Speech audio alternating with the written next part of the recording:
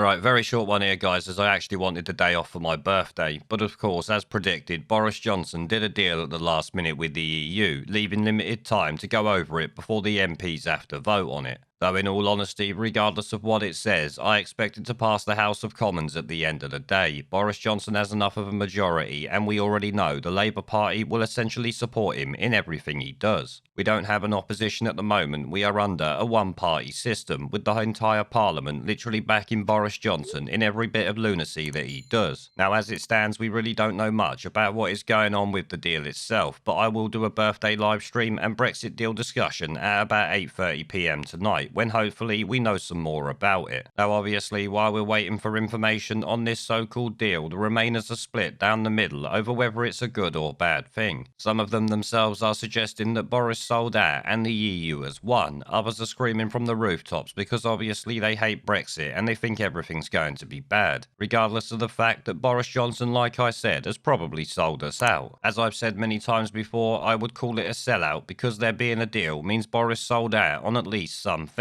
The EU was never going to give in on what it wanted when it actually comes down to it because its life kind of depends on it. Now, from the limited information that we do know, there is some sort of 5-year transition on fishing before it's claimed that we take back control. So either way you look at it, we got sold out or we got fobbed off with more delays and transitions. Obviously, not what the people voted for in regards to fishing anyway. Like I said, we don't really know much about anything else, but what we do know is that no one voted for a deal. They all voted to leave the EU, not leave, but sort of remain in it, as I expect this deal will actually be. And part of why I say that is the simple fact that the media are not screaming about how terrible it is, which obviously should tell anyone it's going to be a shit show for Brexiteers. If this deal was anything approximating an actual Brexit, then you could bet your bollocks to a barn dance that the media would be screaming about it. The fact that they're not tells me it's going to be a shit show for us. Now, there has been some talk of Boris apparently winning with some level playing field nonsense, but I'm not really buying it. They claim there's some new method of dealing with disputes, but to be honest, it just sounds like EU control named something else to make it palatable to Brexiteers on the face of it. Obviously, as I've said a few times, we know very little at this point, so I will leave it there and do a live stream, as I said later, both celebrating my birthday and of course this Brexit deal, though I don't think we're going to be celebrating the Brexit deal, let me tell you that. I'm obviously going to need a little bit of time to go over the document, or as much of it as I can, before the stream, which is going to be no easy task. Apparently, it's something like 2,000 pages long. Maybe I will just have to focus on the bits that matter for the stream later and go over some of it in real time with you guys.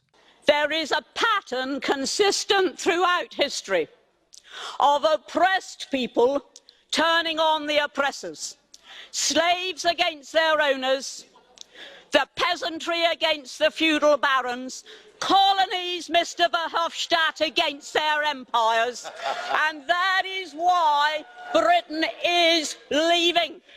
And it doesn't matter which language you use, we are going, and we are glad to be going. We're off.